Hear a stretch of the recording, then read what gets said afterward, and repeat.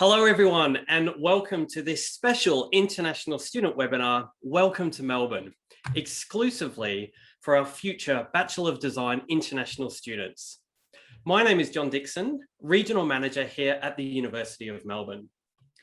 Now I would like to start by acknowledging that the University of Melbourne's Parkville campus is on the lands of the Wurundjeri people who have been custodians of this land for over 40,000 years. The university has other campuses and sites around Victoria too. So today we acknowledge and pay our respects to Wurundjeri elders past and present, and those traditional owners of our other campuses, and to those whose land it is, wherever you are joining us from today. Now today's session will ideally give you a better understanding of what it's like to study practical and theoretical classes online this semester. This webinar will give you demonstrations of the innovative and engaging ways that our students continue to learn, develop their skills, work towards their career goals, and even take an internship while studying online in the Bachelor of Design.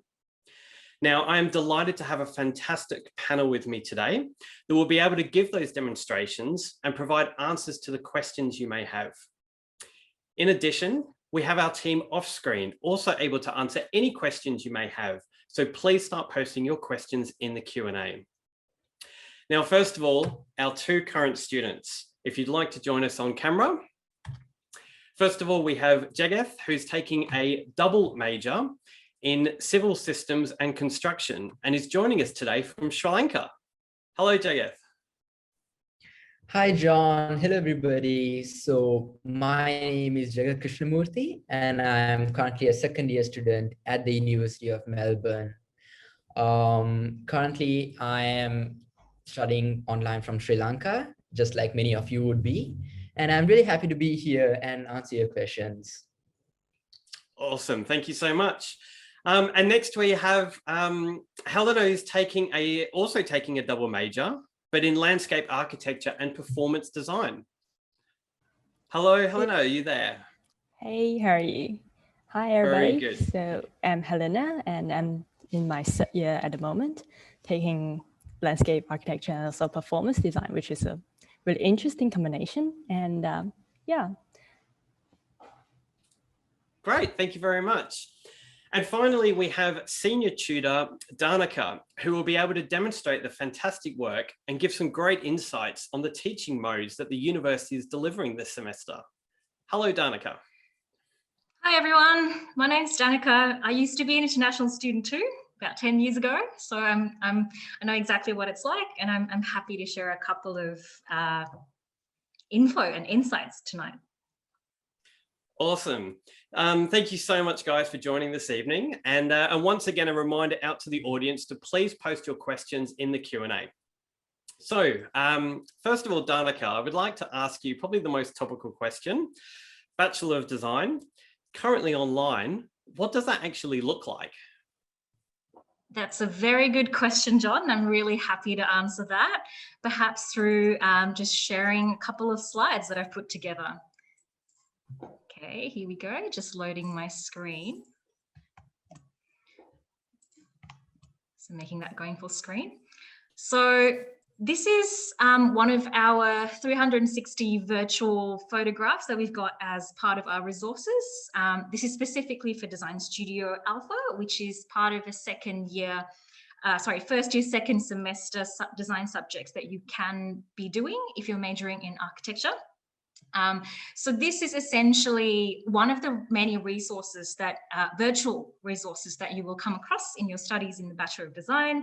And what this is a series, they're screenshots of 360-degree photographs. So this is a screenshot at the moment, so you can't actually kind of rotate around, but in the actual native online platform, you can actually rotate the photographs around, and you can also interact with some of these buttons. So I'll just annotate here for better view. So each of these buttons are clickable, and they actually provide you with interactive components, which will give you a better understanding of the site.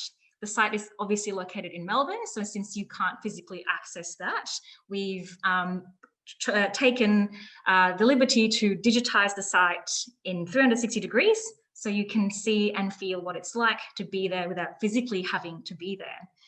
So this is again one of the many resources that we've put on our online platforms for you. Our second slide here is sort of a glimpse of what it's like to be studying online. So this is a platform called Miro, and this is what I call our Instagram page, sort of online Instagram page where students from all over the world, this is actually semester 1, 2020. So there's a couple of students like Ella here who are located locally. This is back when Melbourne was in lockdown. And then there are students like Emily who are in China, CD who was in Singapore, and Suki who I believe is from Malaysia. And so this is just kind of a melting pot of all of the students from all over the world, and a place where they can put photographs and write a couple of things about who their favorite musicians or their favorite movies, and then bond and talk. My next slide here is an example of one of the activities that we do in class. So we use this platform here called Kahoot, which is kind of an online game sort of platform. You play it through your phone and you see the questions up on the internet. And so this is just as you go in the design studios, as you obviously build your relationships, this is towards like I think week 6 and stuff where people are starting to sort of get to know each other a little bit more. The questions are evolved around them as a point of discussion. So just a fun activity that we do. Next slide here is not from one of my classes, but from one of our tutors. So this allows you sort of an insight into the breakdown of what you might be doing in a class. So this tutor very ingeniously devises a yoga or stretching exercise in the first 5 minutes of the class, which I was told a really, really engaging and very interesting activity to do, because you only get to see, normally you only get to see people's faces, but it just allows you to see everyone sort of, you know, around the room, which is great. And then there's Q&A exercises, discussions, and also a break for storytelling. So it allows everyone to bond and engage and talk to each other via Zoom. Next one is an example of, I guess, the more asynchronous method of communication. So this is a screenshot from my own studio where, as you can see, there's students interacting, and they're very, very happily and generously talking to each other, helping each other, giving each other feedbacks and comments. And my favorite comment here, which is just getting my annotation tools, which is this guy here, Joel. So he's obviously feeling a little bit lost with what he was doing. But then after having his 5th coffee, he has reached enlightenment and managed to solve his problem or not, and actually got back to this and asked his friends on how to export a couple of these images out. But I guess what I want to take out from this is the great sense of camaraderie and engagement, and everyone's trying to help each other and give each other feedback, which is fantastic to see. And then this is from last semester, actually just passed. This is something called a Miro, the Miro platform. So there's areas over here, just sort of getting my annotation tool, areas over here, which is the Instagram page again, where you get to introduce yourself. And then there are areas over here. The open deck is where you start to do group work in class. And my personal favorite is this, what I call the exhibition halls. So these are sort of places for you to upload your work weekly. So that's for one student. And so you upload your drawings in there, and then these little sort of sticky tape notes are like kind of post-its where you provide comments and feedback. So it's definitely engaging, and it's definitely very interactive. And just really, really quickly, going through the last 2 slides, this is when you get to the upper levels. So this is Design Studio Delta, which is your 3rd year, 1st semester subject for architecture majors. You will use this platform called App Studio, where you will be able to actually curate your own virtual space for your own exhibition of your drawings. So that will be really quite fun. You can actually upload your 3D model in there as well and present in virtual space. And this is sort of what it looks like. Everyone's drawings kind of put together. So it's all really exciting. I think I'll leave it at that. I'm going to stop sharing now. Happy to handball it back to John.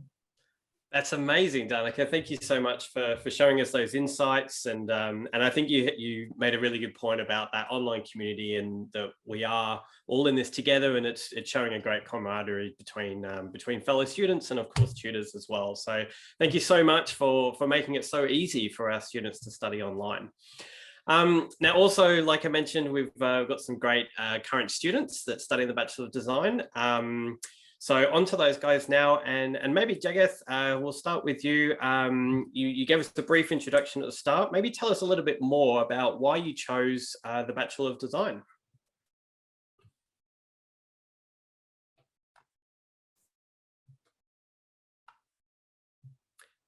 And we might just be having a couple of technical difficulties. Helena, I might throw that question over to you. What made you choose that degree? And obviously maybe talk a little bit about the double majors you chose as well. Yep, sure. So I'm double majoring in landscape and also performance design. And as I said, it's really interesting, the combination. So the reason why I chose landscape architecture is because it got this kind of technical aspect where you need to know all these rules, all this code for, say, a ramp, and probably all this planting skills. And then you've also got the really ecological side. You need to know all this knowledge about the plants and some about the habit. And it's a really good combination of, I would say, art and techniques. And that's pretty much why I always wanted to learn landscape architecture. And then for the performance design, it's really about everything on the stage, maybe let's say in the theater. So lighting, sets, costume, sound, like everything. And for me, it's just it sounds so interesting. And then I just chose it as a kind of elective, and because I'm so into it, and I got it as my second major. That's great. And it's really good to hear. I think a lot of students have that experiencing of, might not quite know what they want to do, even as a major themselves. Choose some subjects, have a look at the electives, and then make that decision. So really good to hear. Thank you. Let's talk a little bit more about sort of how this semester's going. And obviously you've been studying online. What it's been like for you to study online, and how have you created like a workspace at home for you to do this study? So I've studied online for the last semester, but for this semester, I've just got back to the campus, and the only online subjects, the online component for me will be the lectures. So I'll start to talk about like my past memories. So I've got my desktop, and then which is really, I'll say, essential for all the design students, especially if you're doing all these modeling things. And then, so I will have this corner of my room as my study space, and which really separate from my bed. And so that I can really tell myself like, okay, you need to study now, and then you need to focus on this instead of just going to the bed and rest. Yeah, I think that's really important. I think it's the same for all of us working from home as well as studying online. So, and Danica, from a teaching perspective as well, the engagement that we've had with students that are offshore at the moment, like the students here today, how have you found it to connect with those cohorts and classmates, both off screen and online? Oh, phenomenal. I've seen really, really sort of amazing kind of observations that students offshore are making in relation to connecting the content that we deliver in class, or some of the theories that are being taught in class, and seeing them implement it straight away wherever they live. So it actually sort of bridges that the distance between Australia and the country they live in now is sort of closed a bit. So it's amazing to see all those theories kind of implemented in action, and just some ingenious kind of ways in which they've modified their kitchen table to become a model making station. I've seen students trace images. So we do a lot of sort of sketching on tracing paper. And so since they don't have a tracing table, they've just kind of taped their drawings onto their windows in an apartment or in their house and just trace there with the sun.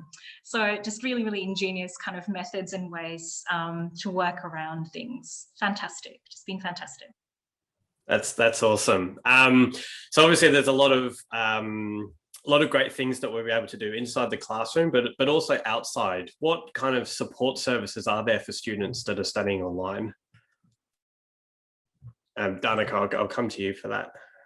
We have the same support systems, same resources. There has been no difference at all between what we put out there for our local students who are currently doing face-to-face classes, and the resources for the students who are abroad are exactly the same. And they're all controlled through this platform called Canvas, which is a repository of all of your online readings, all of your assignments, studio briefings, and you will actually submit all of your assignments through this portal. In short, there's no difference, and the same level of services. So there's counselling services, there's sort of also all these other library services as well. So the online readings and everything, they're all the same. Okay, that's good to hear. Jagath, welcome back to the session. How is everything now? Yeah, all good, John. Sorry, there was a power cut in here. That's not a problem. So I'll just, we'll go back and ask you a question just about why you, what got you interested in design and what made you choose your major specifically? So since high school, I was really fond of, construction and the industry with, larger scope with it. Then I was, in this phase where I was looking for universities, like I was researching on what country should I choose and what university should I pick in that country. And then I came across, Australia, and then came Melbourne. When I was going through Melbourne, there were various different universities that caught my eye at first. But then when I came to Melbourne School of Design and their double major program, and especially the Melbourne model where they, give the most out of your degree, I really caught that attracting. And that is why I chose, construction and civil systems as a double major, so I can get the most out of my degree rather than a single major. So that is why I basically chose UniMelb and, Bachelor of Design. Okay, cool. And you just touched on it there with the Melbourne curriculum. Could you give us a little more information? Are you able to take classes outside of design as well? Yes, so this is where, Melbourne model was really interesting for me. This is where you have, your core subject area, your core study area, and Melbourne model allows you to expose and, express yourself in other areas, which is not really a core subjects. These are called breadth subjects. So I had the option to choose, like go with my passion or whatever I like. There was, thousands of subjects out there. I can choose what I want to do and, fill out my semester. And I also found it to be a very flexible model. It had, all the credit point system and the number of options available to you. It was way more flexible. It's like, it's your decision to make and you choose what you like to do. And I really like that part from the model. That's great to hear. How about yourself, Helena? Like, were you able to choose subjects that you may have not thought about previously? Yeah, definitely. I mean, because I'm doing the double major, which means I don't really have that much space for choosing. So I've only got, say, 3 brands available, like throughout the 3 years. So actually, I've got into dancing when I was in the first year. And then in the second year, I got into Python, which are really great opportunities for me to like really immerse something from a completely different area. And then I can bring it back to design, which is really nice experience. Yeah, I think that's where it works so well. So that's really good to hear from you guys. Thank you very much. So we talked a little bit about the curriculum and your double majors, but what about the things that you can do outside of your class as well, especially whilst you are studying online? Helena, are there any clubs or societies that you've been able to join? Yep. So I've been involved in so many different clubs. So I'm now a member of Melbourne Uni Cheer and Dance Club. I mean, it sounds like it's really based on face-to-face trainings, but we are able to do all these online trainings through Zoom, like when there's the lockdown and throughout the last semester. And I mean, this is a really nice opportunity for me to just get exercise and just to move when you are like kind of trapped in your home. And then I was also a member of the AMTA, which is UniMel Musical Theatre Association. And so for this semester, we've got back to the face-to-face mode, which is really nice. But before that, we've got some online, let's say, trainings for musicals. And so basically we are doing all these things throughout Zoom and to start to connect with each other. Yeah, fantastic. Jagat, what about yourself? Have you been able to, is there any specific clubs you'd like to highlight? Yes, John. So I'm part of the Design Student Society, and I'm part of the executive committee as well. And not very far back, last week, me and my friends teamed up and we started our own club. So in terms of student interaction and engagement, you know, to all online students out there, there is a lot of resources and opportunities out there. And while we are on this topic, I would like to share my screen and then tell you all something that I've been part of last semester. So Please. what we are looking here is a screenshot taken from the Melbourne Peer Mentoring Program. And here we are looking at students from, you know, different parts of the world coming together and actually participating in a peer mentoring session. Now, each and every student over here will be assigned to a mentor, and they will be, you know, meeting students from their own course. And they will also be getting assistance from students who have been through what you'll go through. Now in this specific photo, you can see us, you know, playing a fun game to get the session running. Now, this is an example of how online resources are used at the university and, you know, with people getting together, and this reflects the focus towards student engagement. And I would like to add something saying that have the mindset of, you know, think that nothing is impossible. Yes, we have a few limitations, but it doesn't mean that, you know, you can't interact with students online and you can't make friends online. It's nothing like that. After all, it depends on yourself. So all I would say is go involved in your peer mentoring sessions, and with that mindset onwards, you'll have an amazing journey ahead. Amazing advice. Thank you so much. I'm just going to throw a couple of questions that we've got coming through the Q&A, and just a reminder to the audience, please keep posting those questions. Danica, I might come to you on this one. It's a bit more of a technical one in terms of the modeling and the actual infrastructure and hardware that students can use. So for some of the facilities that are obviously based on campus, how are we incorporating that and being able to use that online? Is this sort of a software question, John, just to clarify? Yeah, so some of the, obviously some of the software we talked about previously, using Miro and obviously Canvas to upload the work, but what about some of the other tools that students are able to use? On campus, or not so on campus? For online. For online, okay. I would recommend that you use your own laptops. The laptop will need to be preferably quite close to a gaming laptop in terms of, the specifications. That would require quite a rigorous kind of graphics card and quite a strong memory or RAM. So something that can hold, I think, a lot of, PC sort of games, you will be definitely safe with that, because that means they will have a strong graphics card and a RAM. So in terms of softwares, most design studios, so if you're majoring in the more sort of design parts, so like landscape architecture or architecture, you will most likely need Adobe Suite. So that would include programs like Photoshop, Illustrator, InDesign, and of course your basic kind of Microsoft Word, Excel, etc.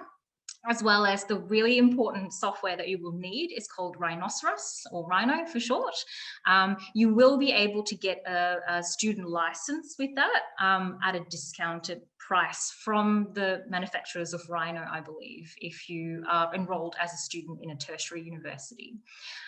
So that will be able to be downloadable from, I think it's rhino3d.com, if I'm not mistaken. Can also send through the links after if we need. Hopefully that sums it up. John? Okay, that's great. Thanks. Hopefully that does answer your question out there. And just one more from the audience as well is the engagement with the academics. So are students able to interact with their teachers? Can they have that one-on-one session after class? How would that work?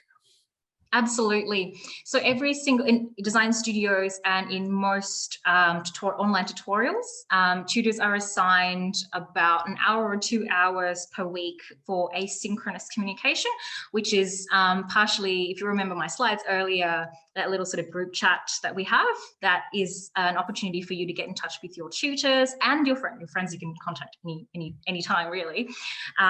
Your tutors will most likely allocate you a day where you can contact them, and they will be able to respond during that day. But yes, the short answer is yes, we are here for you, and we can definitely communicate through you, either through email or through those group discussion chats or through Canvas. We do have sort of discussion boards in Canvas as well. Okay, great. Thank you so much. And just noting the time, it's really unfortunate that we're actually coming to the end of this session. I still see there are some questions, so there is a link going out there, and for any students listening, please have a look at that in the chat, and obviously we will be able to get back to you very, very soon. But before we go, a final question for me for all three of you, please, is what would be your one tip for our prospective students here studying the Bachelor of Design and making the online experience the best it can be? Who would like to start with that one? I think I'd like to go first. So actually, I would like to tell a short story. I'll make it really short. When COVID-19 became a global pandemic, many of our students were thinking, let me stay calm, just do my thing, continue studies. And, when everything is over, I'll go out there, shine and express myself. That was like the mindset. And that was great. There's nothing wrong with it. And in fact, it shows how patient and resilient you are to whatever is happening around you. But my advice would be think of it this way. Being patient and resilient is great, like I said. But in the same time, if you could be productive and effective, that is what is going to enable you to make a much bigger impact in the society. So all what I would say is, don't wait for things to get normal, but express yourself today. Adapt to circumstances as soon as possible. And, finally, be proactive in whatever you do. That is what, successful online study is all about. Excellent advice. Thank you, Jagath. Helena, over to you. What would be your one tip for our students? Okay, I really need to keep it short. But before that, I want to say I really agree with what Jagath has said. It's so true. And so I guess for my tip, it's going to be, don't be afraid to reach out either to your tutors, the teachers, or your peers and friends.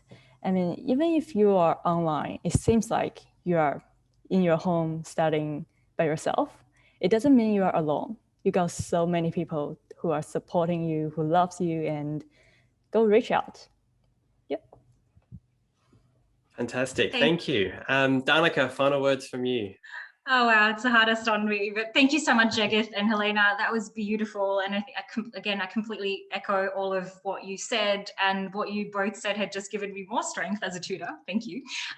But absolutely, I think just go all in, go all out, bring your passion, bring why do you want to do architecture? Why do you want to do landscape architecture? And just make the most out of it. Use your tutors, where your resources, ask questions. Actually, don't ever stop asking questions. We always love questions, and university is a clashing of the minds. It's a exchange of ideas, and it's definitely possible through online. And I guess if I can leave you with this, again, don't be shy. I'm just going to repeat what Helena is saying. Don't be shy. I had 2 couples emerge out of my 2 online classes last year. So, and they're in, different parts of China, and they still made it work. So great. I hope they actually met after class physically.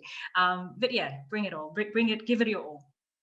We always love to hear a success story. So thank you so much for sharing that. And a big thank you, obviously, everyone for joining today. And a huge thank you to our senior tutor, Danica, and our 2 great current students as well, Jagat and Helena, for these amazing insights and what it's currently like to study this world-class degree, the Bachelor of Design, in an online environment.